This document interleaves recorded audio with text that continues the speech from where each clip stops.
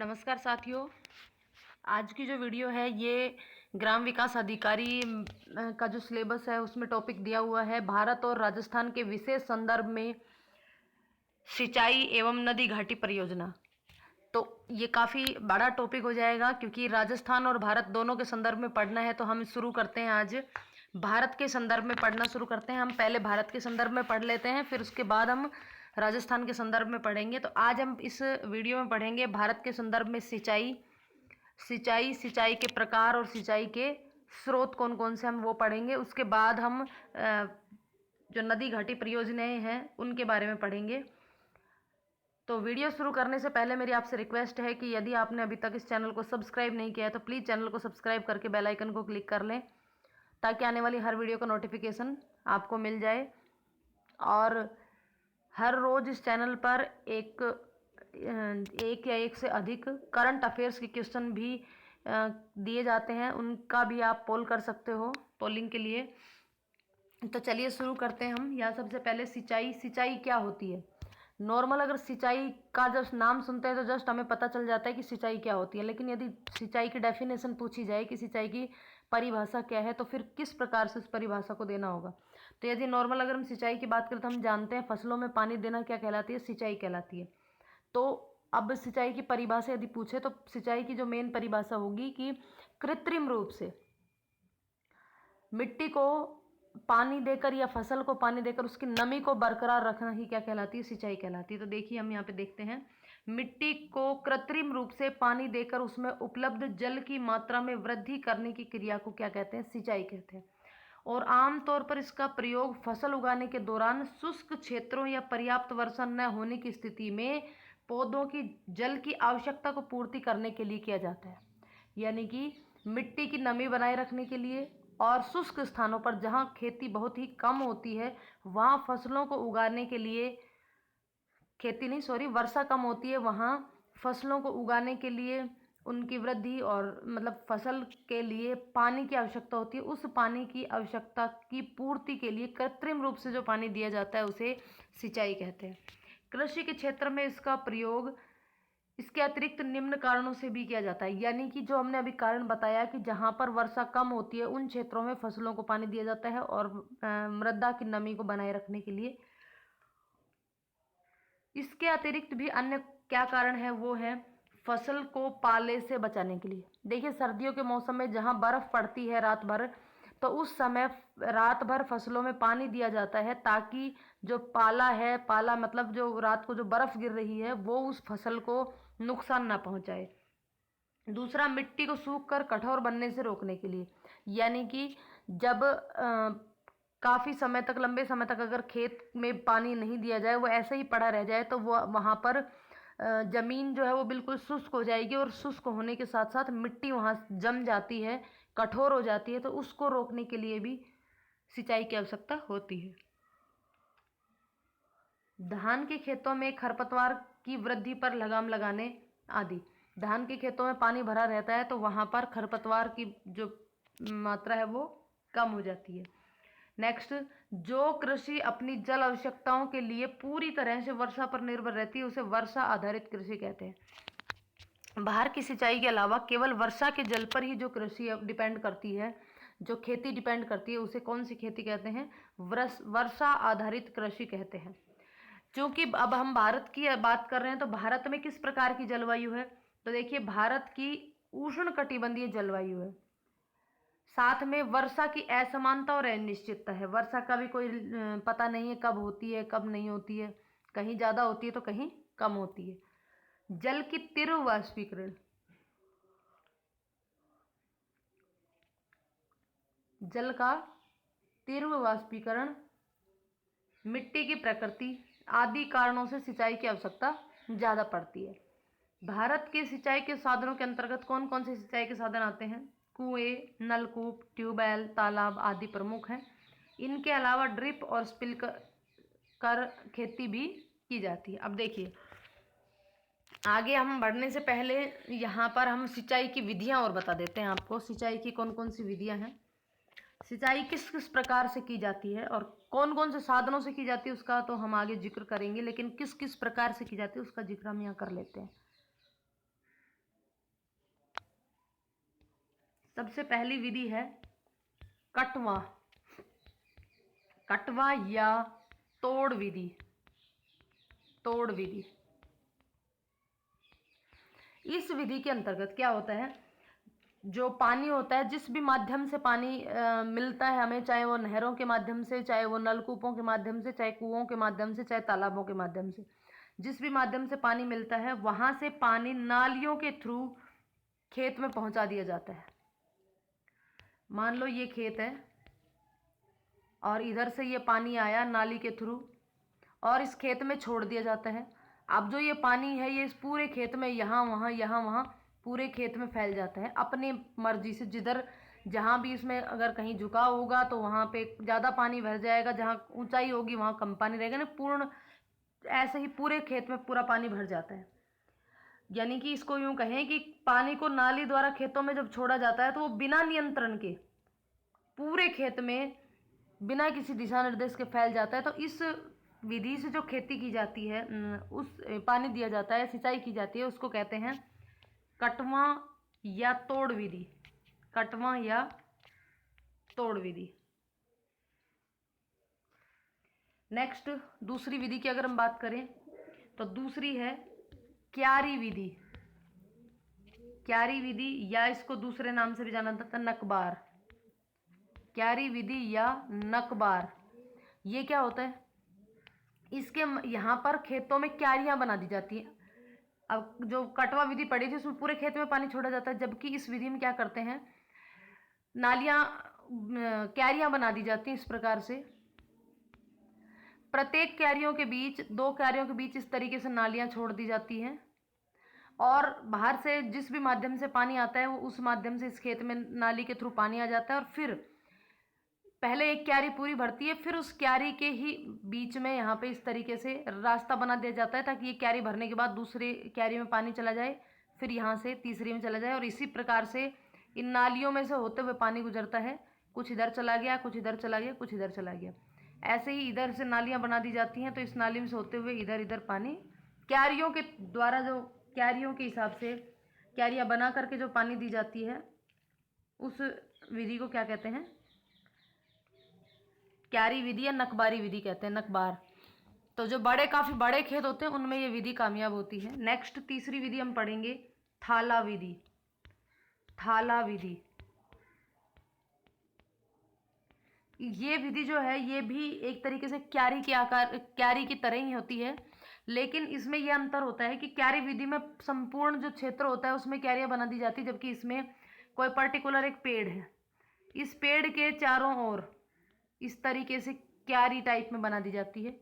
फिर कोई दूसरा पेड़ है, इसके चारों ओर भी इसी तरीके से क्यारियाँ बना दी जाती हैं। तो इन क्यारियों में जो पानी भर दिया जाता है, ये जो क्यारियाँ हैं इनमें पानी का भराव हो जाता है, इनमें भर दिया जाता है, तो इसको कहते हैं थाला विधि। इस विधि में जो पेड़ के चारों तरफ क्यारी होती है वो मोस्टली गोलाकार की होती है, लेकिन कभी कभी ये चौकोर आकृति की भी होती है। 3 विधियाँ पढ़ ली हमने। चौथी विधि की बात करें तो चौथी विधि है बौछारी विधि, बौछारी विधि। नाम से ही पता चल रहा है बौछारी सिंचाई। तो इसमें सिंचाई करने के लिए किसका प्रयोग किया जाता है, इसमें सिंचाई करने के लिए ओवरहेड का प्रयोग किया जाता है। ओवरहेड, सिंचाई करने के लिए ओवरहेड का प्रयोग किया जाता है। इसके द्वारा पूरे खेत में जिस तरीके से बारिश होती है उसी तरीके से बारिश की बूंदों की तरीके से बौछार करके खेत में हवा सिंचाई की जाती है। और जो सिस्टम इसमें लगाया जाता है, जो सबसे बड़ा सिस्टम अब तक इस विधि के लिए बना है, उसको कहते हैं सेंटर पाइवोट सिस्टम, जो कि छिड़काव करने का सबसे बड़ा सिस्टम है। और ये जो मशीन है इसके द्वारा लगभग 100 हेक्टेयर में एक साथ सिंचाई की जा सकती है। क्या नाम है उस यंत्र का, centre pivot, centre pivot system, centre pivot system कहलाता है। नेक्स्ट अगर बात करें नेक्स्ट विधि की तो वो है ड्रिप सिंचाई, ड्रिप सिंचाई। नाम से ही पता चल रहा है कि ये जो सिंचाई है इसमें सिंचाई जो है वो ड्रिप के रूप में आती है, यानी कि बूंद बूंद करके पानी इसके अंदर दिया जाता है। और जिस यंत्र के द्वारा, जिस उपकरण के द्वारा ये पानी दिया जाता है, उस उपकरण को एमीटर या एप्लीकेटर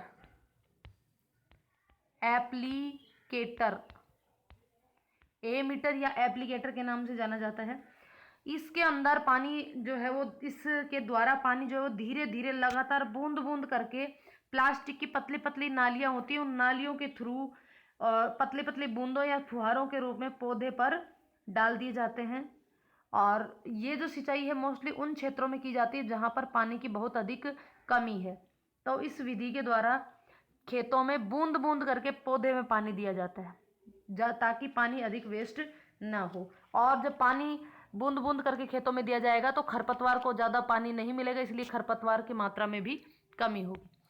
चलिए आगे बात करते हैं हम। अभी हमने कहा, ये हमने जो बात करी है ये करी सिंचाई के जो विधियां हैं उनके बारे में। अब हम सिंचाई के साधनों की बात करेंगे। भारत में सिंचाई के साधनों के अंतर्गत कौन कौन सी चीज़ें आती हैं? नहरें आती हैं, कुएं और नलकूप आते हैं, ट्यूबवेल्स आती हैं, तालाब इत्यादि इनके प्रमुख स्रोत हैं। साथ में ड्रिप सिंचाई और स्प्रिंकलर सिंचाई भी इसमें शामिल की जाती है। अब देखिए, सिंचाई से संबंधित योजना आयोग ने सिंचाई साधनों से संबंधित योजनाओं को 3 भागों में बांटा।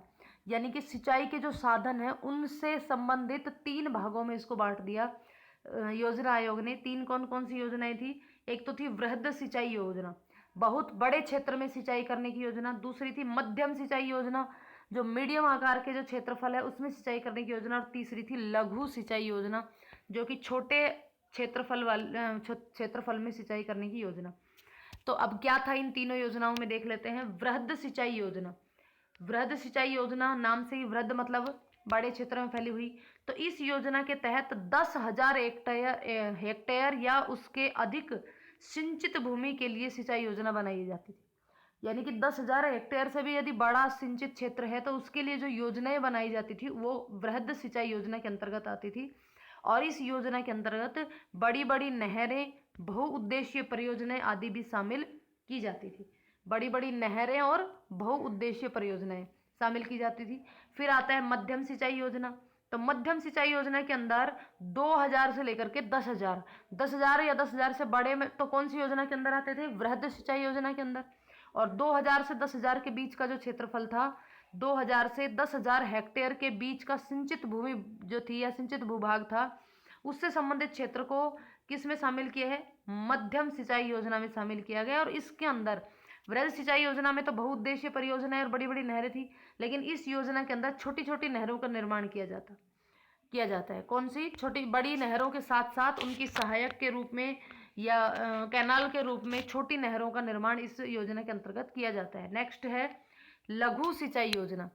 लघु सिंचाई योजना, लघु मतलब छोटे क्षेत्र के लिए जो सिंचाई योजनाएं बनी, इसके अंतर्गत 2,000 हेक्टेयर से भी कम भूमि सम्मिलित की जाती है। और इस किस किस के माध्यम से इसमें सिंचाई होती है?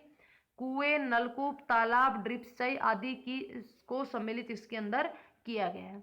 अब हम बात करते हैं आगे।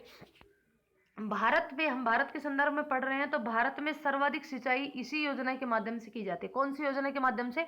लघु सिंचाई योजना के माध्यम से अधिकांश जो सिंचाई है वो इसी योजना के माध्यम से की जाती है। भारत में 62% सिंचाई आपूर्ति होती है इस माध्यम से। लघु सिंचाई योजना के माध्यम से भारत में 62% सिंचाई की पूर्ति होती है। और लगभग सबसे अधिक सिंचाई क्षेत्र जो इसी योजना के अंतर्गत आता है। अभी साथ में एक योजना है राष्ट्रीय लघु सिंचाई योजना, राष्ट्रीय लघु सिंचाई योजना, जो कि अब इसका नाम बदल दिया गया है, आगे देखेंगे उसको। राष्ट्रीय लघु सिंचाई योजना के अंतर्गत क्या आता है? स्वतंत्रता के बाद आज तक भारत में कुल सिंचित क्षेत्र का 7 से 8 गुना बढ़ गया है। यानी कि जो सिंचित क्षेत्र था स्वतंत्रता से पहले, उसमें और अब के क्षेत्रफल में 7 से 8% की 6 से 7 गुना बढ़ोतरी हुई है। प्रतिशत नहीं, 6 से 7 गुना बढ़ोतरी हुई है। लघु सिंचाई योजना को प्रोत्साहित करने हेतु 2006 में भारत में केंद्र सरकार ने लघु सिंचाई योजना की शुरुआत की। तो यहाँ पे यदि प्रश्न पूछा जाए कि राष्ट्रीय लघु सिंचाई योजना का शुभारंभ कब हुआ, तो 2006 में हुआ, जो कि 2010 में राष्ट्रीय लघु सिंचाई मिशन के रूप में परिवर्तित की गई। राष्ट्रीय लघु सिंचाई योजना को किस रूप में बदल दिया गया? 2010 में राष्ट्रीय लघु सिंचाई मिशन के रूप में परिवर्तित कर दिया गया, जो कि 13-14 तक तो जारी रहा। राष्ट्रीय लघु सिंचाई मिशन जारी रहा। उसके बाद 1 अप्रैल 2014 से राष्ट्रीय सिंचाई योजना किस में शामिल कर ली गई?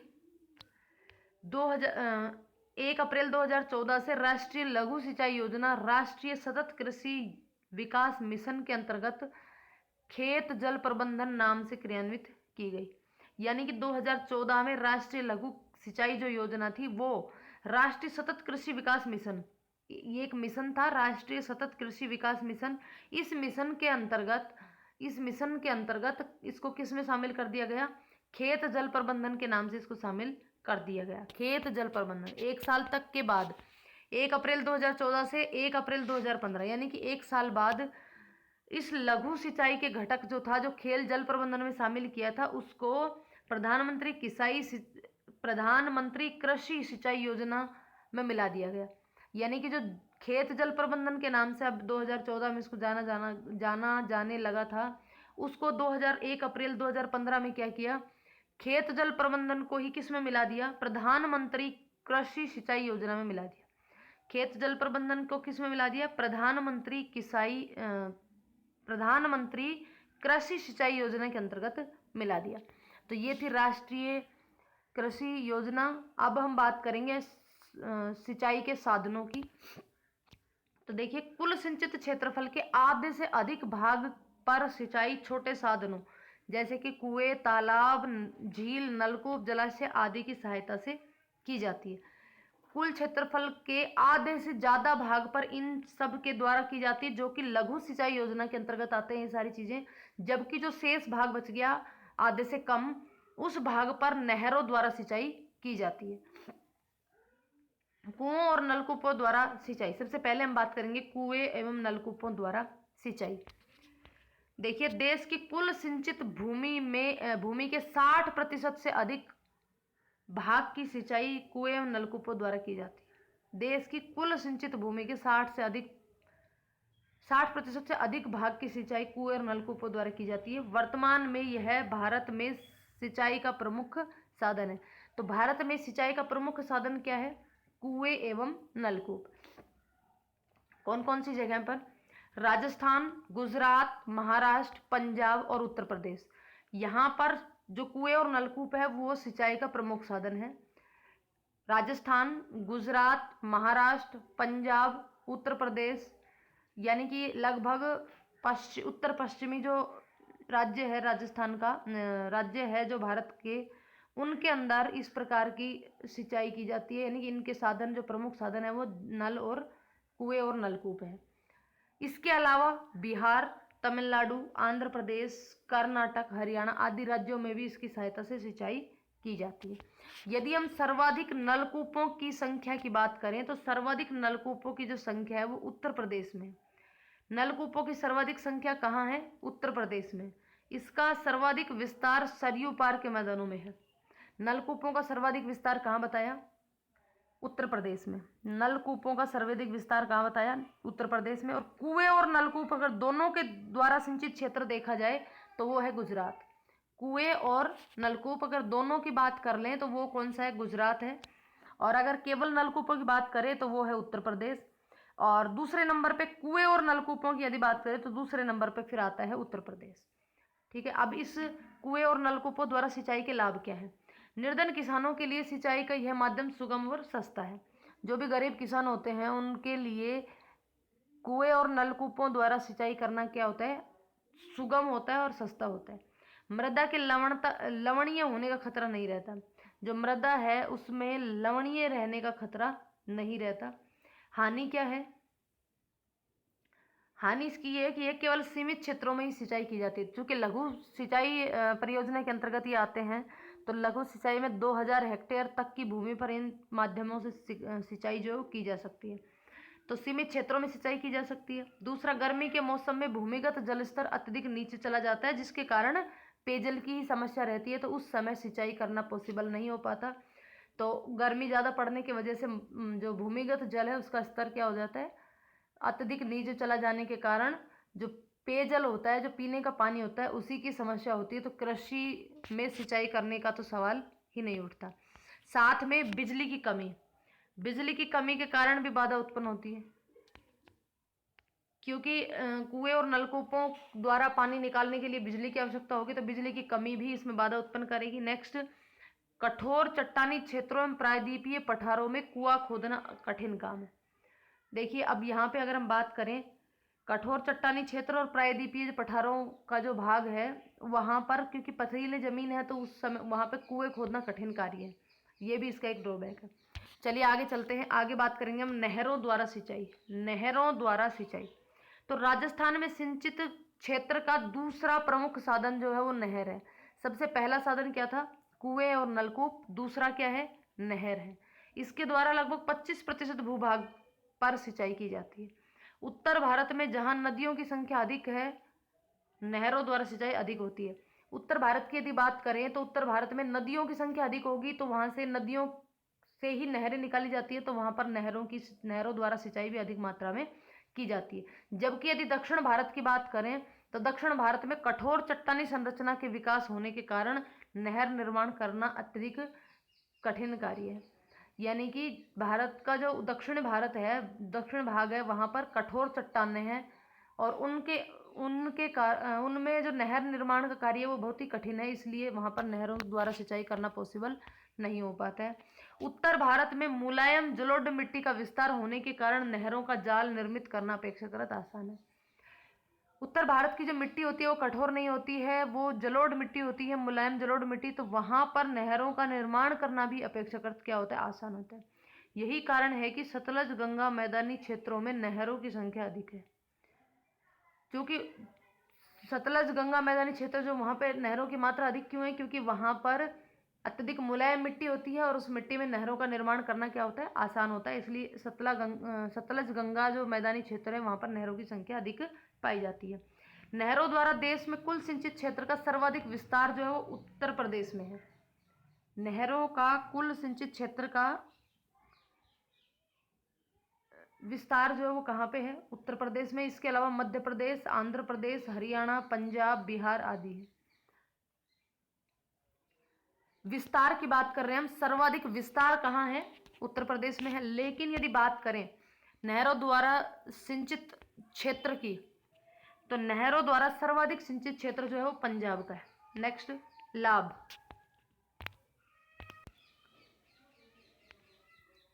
नहरों द्वारा सिंचाई के लाभ क्या हैं? नहरों द्वारा पूरे वर्ष भर सिंचाई हेतु जल उपलब्ध रहता है। नहरें नदियों द्वारा पर्वतों से लाई गई उपजाऊ मिट्टी व अन्य पोषक तत्वों को खेतों तक पहुंचाती है, तो वहाँ उसकी वजह से खेतों की जो मिट्टी होती है वो काफ़ी उपजाऊ हो जाती है। तो क्या लाभ हुए?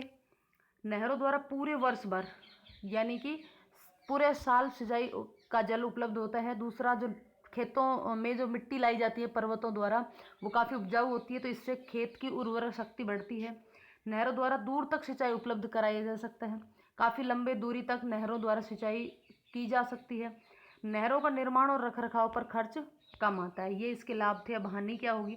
नहरों का जल रिसाव जलाक्रांता की स्थिति पैदा करता है, जिसकी वजह से आसपास के क्षेत्रों में अति जल भराव के कारण फसलें नष्ट हो जाती हैं। तो नहरों का जो जल है वो रिस के काफ़ी जल एकत्रित हो जाता है, तो उस जगह पर पौधे जो होते हैं वो गल जाते हैं पानी की वजह से, लगातार पानी भरे रहने की वजह से। तो इसकी वजह से अति जल भराव के कारण फसलें जो है वो नष्ट हो जाती हैं। फिर नेक्स्ट है, नहरों में रिसाव होने के कारण कई स्थानों पर दलदल बन जाती है, जिससे अनेक रोग बढ़ने की संभावना हो जाती है। अब जब नहरों में से पानी का रिसाव होता है तो उस जगह पर जो मिट्टी होती है वो दलदली हो जाती है और लगातार पानी भरे रहने के कारण वहाँ पर मच्छर भी उत्पन्न हो जाते हैं और बहुत सारी बीमारियाँ फैलने का भी डर रहता है। नहरों द्वारा अति सिंचाई से भूमि में लवणता की मात्रा में वृद्धि हो जाने से भूमि ऊसर हो जाती है। साथ में जो नहरों द्वारा जो सिंचाई की जाती है उसकी वजह से भूमि में लवणता की मात्रा अधिक हो जाती है और अधिक लवणता होने की वजह से ऊसर भूमि हो जाती है, यानी कि भूमि जो है वो बंजर हो जाती है। पश्चिमी उत्तर प्रदेश, पंजाब, हरियाणा,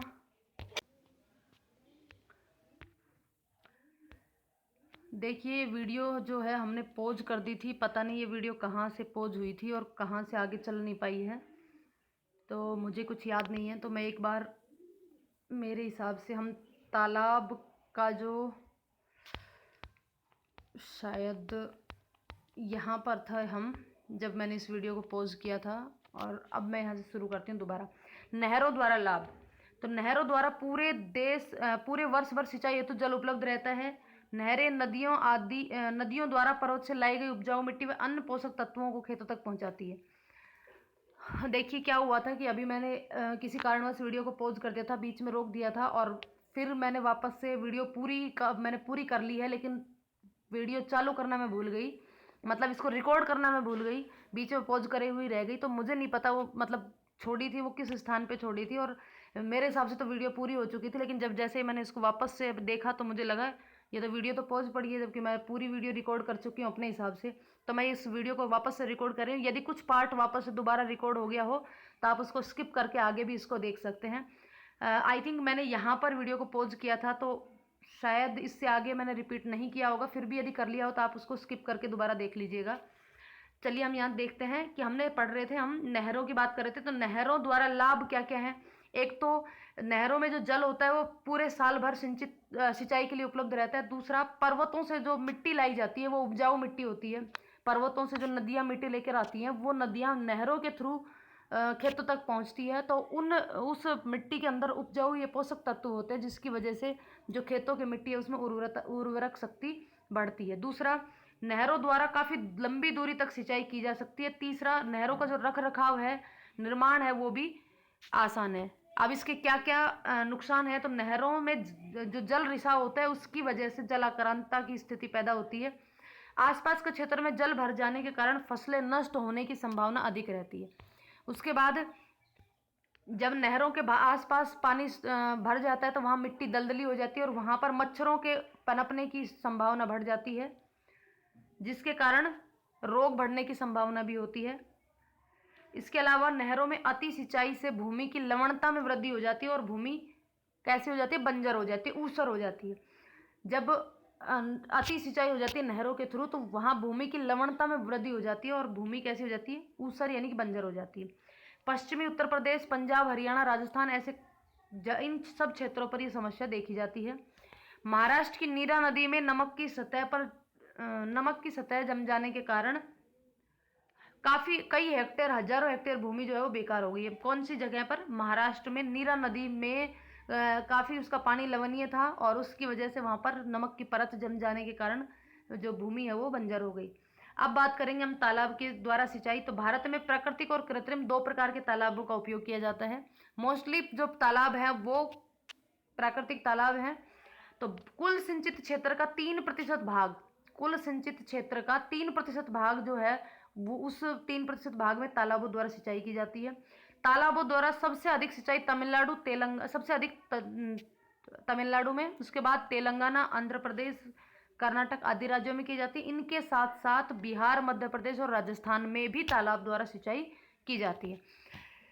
तालाबों के द्वारा सिंचाई करना काफ़ी आसान होता है। यहाँ पे लाभ पढ़ रहे हैं हम, तालाबों द्वारा सिंचाई करना काफ़ी आसान होता है। भारत में अधिकांश तालाब प्राकृतिक हैं, किंतु कृत्रिम तालाबों का निर्माण करने में भी कम खर्चा आता है। तालाबों का प्रयोग सिंचाई के साथ साथ मत्स्य पालन में भी किया जाता है, यानी कि एक बार तालाब का निर्माण कर लिया जाए और जब उसमें जो जल सिंचित जो एकत्रित होता है उसके माध्यम से हम खेतों में सिंचाई करने के साथ साथ वहाँ पर मछली पालन का कार्य भी कर सकते हैं। अब तालाब जो है उनकी हानि क्या है। गर्मी के मौसम में बहुत अधिक गर्मी पड़ने के कारण तालाबों का जल जो है वो सूख जाता है। तालाबों में प्रति वर्ष जब जल नदियों द्वारा तालाबों में आता है तो उस समय काफ़ी सारी मिट्टी और कंकड़ तालाब के अंदर आ जाते हैं, जिसकी वजह से वो उसके तली में जम जाते हैं और तालाबों की गहराई जो है वो कम होती चली जाती है, और कुछ वर्षों बाद तालाब जो है वो भर जाते हैं। और दूसरी बात कि तालाब द्वारा जो सिंचाई करने का जो क्षेत्रफल है वो काफ़ी कम होता है, काफ़ी कम सीमा तक की सिंचाई की जाती है। अब हम कुछ महत्वपूर्ण बिंदुओं पर बात करेंगे। भारत में कुल सिंचित क्षेत्र का 37% भाग जो वृहद और मध्यम सिंचाई योजना थी उनके अंतर्गत किया जाता है, जबकि 63% भाग जो है वो किसके अंतर्गत, लघु सिंचाई योजना के अंतर्गत किया जाता है। विश्व में सर्वाधिक सिंचित क्षेत्र चीन का 21% और उसके बाद भारत का है 20.2%। सर्वाधिक क्षेत्र सिंचित क्षेत्र चीन 21% और सेकंड नंबर पे भारत 20.2%। भारत में कुल बोए गए क्षेत्रफल का 33% भाग पर सिंचाई सुविधा उपलब्ध है, यानी कि 1/3 भाग पर सिंचाई सुविधा उपलब्ध है। उसमें भी प्रमुख साधन जो है वो कौन सा है? कुएं और नलकूप है। भारत में सिंचाई के प्रमुख साधन कुएं और नलकूप है। सबसे अधिक तालाब द्वारा जो सिंचाई की जाती है वो कहाँ की जाती है? तमिलनाडु में की जाती है। नलकूप द्वारा सर्वाधिक सिंचाई उत्तर प्रदेश में की जाती है। प्रायद्वीपीय भारत में सिंचाई का प्रमुख साधन क्या है? तालाब है। सबसे अधिक सिंचित क्षेत्र किसका है? उत्तर प्रदेश का, लेकिन प्रतिशत की मात्रा में यदि देखा जाए तो पंजाब का है। इसके बाद सिंचित क्षेत्रफल वाले राज्य है राजस्थान, पंजाब और आंध्र प्रदेश। सबसे अधिक उत्तर प्रदेश, फिर राजस्थान, फिर पंजाब और फिर आंध्र प्रदेश। कुल क्षेत्रफल के प्रतिशत की दृष्टि से देखा जाए तो देश का सबसे अधिक सिंचित क्षेत्र जो है वो किसका होगा? पंजाब का होगा। सबसे अधिक सिंचित क्षेत्र की बात करें तो उत्तर प्रदेश, लेकिन यदि प्रतिशत के हिसाब से पूछे, प्रतिशत की दृष्टि से देश का सर्वाधिक सिंचित क्षेत्र राज्य कौन सा है तो वो होगा पंजाब। पंजाब का लगभग 97% हिस्सा सिंचित क्षेत्र है। अब यहाँ पे प्रतिशत का लफड़ा क्या है? देखिए, इधर अगर हम बात करें, ये है हमारा, 1 मिनट, ये हमारा यूपी और ये है हमारा पंजाब, जो कि यूपी बड़ा है, पंजाब छोटा है। यूपी में अगर इतना क्षेत्र अगर सिंचित क्षेत्र है और पंजाब का ये पूरा ही क्षेत्र सिंचित क्षेत्र है। अगर क्षेत्रफल की बात करें यहाँ पे, मान लो ये 5000 हेक्टेयर जो है भूमि जो सिंचित क्षेत्र की है, तो 5000 हेक्टेयर भूमि जो है सिंचित क्षेत्र की, कितने में से टोटल मान लो इसकी भूमि है 8000 हेक्टेयर में से 5000 हेक्टेयर इसकी सिंचित भूमि है, जबकि इसकी टोटल जो कृषि योग्य जो भूमि है, मान लो ये इसकी मात्र 4000 ही है, लेकिन 4000 में से भी ये 3500 सिंचित क्षेत्र अगर इसका कैसा हो, सिंचित क्षेत्र हो, तो अब केवल क्षेत्र की बात करें तो यहाँ 5000 क्षेत्रफल है और यहाँ पे 3500 क्षेत्रफल है, तो ज़्यादा किसका हुआ? उत्तर प्रदेश का। 8000 में से 5000, जबकि यहाँ 4000 में से 3500। तो यदि हम यहाँ से प्रतिशत निकालें तो प्रतिशत किसका अधिक होगा? पंजाब का अधिक होगा। तो इसलिए क्षेत्र की केवल बात करें तो यूपी, और यदि प्रतिशत क्षेत्र की बात करें तो पंजाब। 95% हिस्सा उसका कैसा है? सिंचित है। भारत में सबसे अधिक असिंचित क्षेत्रफल वाला जो राज्य है वो है महाराष्ट्र और दूसरे नंबर पे राजस्थान। अभी हमने कहा कि सर्वाधिक सिंचित क्षेत्रफल जो यूपी का है और फिर उसके बाद राजस्थान का है, तो वापस से वही बात आ गई कि राजस्थान बड़ा भी तो काफ़ी है। यदि यहाँ पर इतना क्षेत्र उसका सिंचित है तो इतना बड़ा क्षेत्र असिंचित भी तो है, तो असिंचित क्षेत्र भी काफ़ी बड़ा राजस्थान का बचता है। महाराष्ट्र का अधिकतर क्षेत्र वृष्टि छाया प्रदेश के अंतर्गत शामिल है, यानी कि अरब सागर से जो आने वाली पश्चिम की तरफ से आने वाली जो मानसूनी हवाएं हैं वो पर्वत से टकराकर इस दिशा में तो बारिश कर देती है, लेकिन इधर का हिस्सा जो है, पूर्वी हिस्सा, वो क्या रहता है? सूखा रहता है। और वर्षा नहीं होने के कारण और ये भूभाग जो है वो पठारी होने के कारण ना तो यहाँ पे कुएं नलकूप बनाए जा सकते, ना ही यहाँ पे नहरें निकाली जा सकती, क्योंकि इधर वर्षा नहीं है। वर्षा नहीं है तो नदियाँ भी कम है, नदियाँ भी नहीं है तो फिर नहरों में पानी कहाँ से आएगा? ना ही यहाँ पे तालाब है, क्योंकि बिना वर्षा के तालाबों में भी पानी नहीं आएगा। और पठारी भूभाग होने के कारण वहाँ पे कुएं और नलकूप खोदना भी आसान नहीं है। नेक्स्ट बात करते हैं हम महाराष्ट्र के विदर्भ क्षेत्र जो है वहाँ पर सर्वाधिक शुष्क क्षेत्र है, या यूँ कहे कि सर्वाधिक असिंचित क्षेत्र है।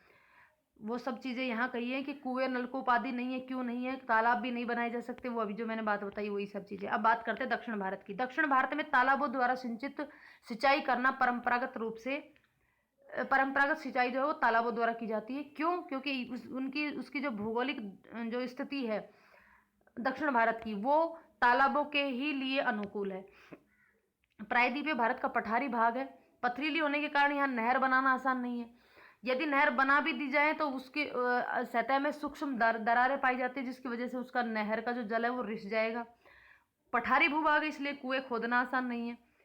यहाँ नहरों से भी कोई लाभ नहीं, क्योंकि दक्षिण भारत का अधिकांश जो पानी, नदियों में जो पानी है वो मौसमी होता है। मौसमी नदियाँ होती है, बरसात के मौसम में तो बहती हैं, लेकिन जैसे मानसून खत्म होता है धीरे धीरे नदियों का जल भी जो है वो समाप्त हो जाता है। तो नदियों में जब जल समाप्त हो जाएगा तो नहरों में पानी कहाँ से आएगा? तो वहाँ पर नहरें बनाना भी पॉसिबल नहीं है। लेकिन पठारी भूभाग में उबड़ खाबड़ थालानुमा आकृतियाँ पाई जाती है, यानी हम यूँ कह सकते हैं कि प्राकृतिक तालाब पाए जाते हैं जिसमें वर्षा का जल भर जाता है और वही जल सिंचाई के भी काम में लिया जाता है।